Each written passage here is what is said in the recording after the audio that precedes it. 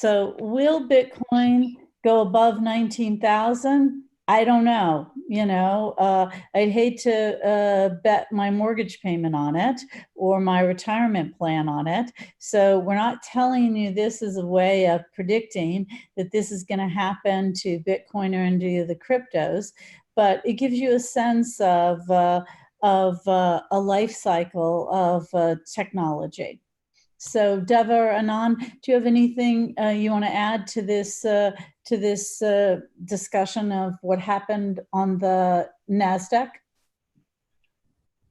Go for it, Anand. So the stock market usually, I mean, if you look at like over 100 years, it actually increases by 7% on average, right? So even though you see cyclically going down, but eventually it will go up. So I think that's what is happening in the NASDAQ as well. Even though there was a blip in the 2000, I think it will keep going up. And what do you think? And what do you think that says about blockchain and crypto? What do you think that? What do you think we should take away from that?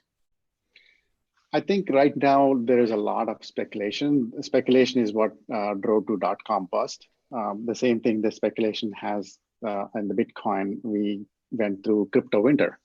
I think as long as new projects are coming up that are actually taking advantage of blockchain, I think the value will keep going up. Okay. Especially because of its benefits of optimization, process optimization, and other efficiencies. Yeah, I think my argument is more for the internet to get to where it is right now. I think as blockchain adoption gets, as governments start using blockchain, as big companies like Facebook, IBM, Microsoft start using blockchain, I think the maturity will keep going up. And I think irrespective of the value, I believe the key takeaway from this graph for me is the maturity. And I believe that blockchain will keep maturing and keep getting better. Yeah, that's a good segue into this.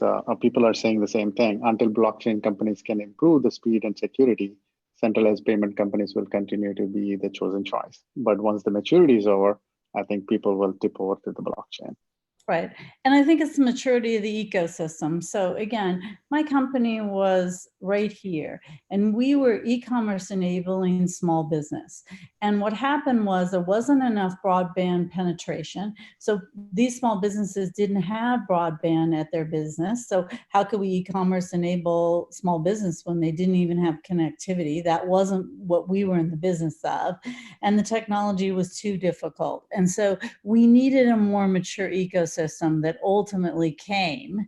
And so I think that you all are right. The issue probably that we also said is that for blockchain, this will probably be compressed, just as it was for mainframes, for PCs, and now for the internet. So will it take those 20 years? Maybe. Because what we know is that blockchain is a complicated and difficult technology, perhaps more difficult, but we have the whole world working on it, and we're working on it much, much faster, and we're working on it simultaneously. So these are two ends of a spectrum. On the one hand, it's more complicated, so maybe it will take 20 years, but we have a whole lot more people working on it and a whole lot more machines, and so maybe it will take half the time. So let's move on to the next slide. So here's the other lesson I think that we should all take away. The best blockchain projects, just as the best internet, will also survive if they have enough money. And this is true of enterprise operations as well as new ventures, because enterprise operations will not always be perfect from the very beginning. So they're going to stub their toes, as we saw with the JP Morgan one.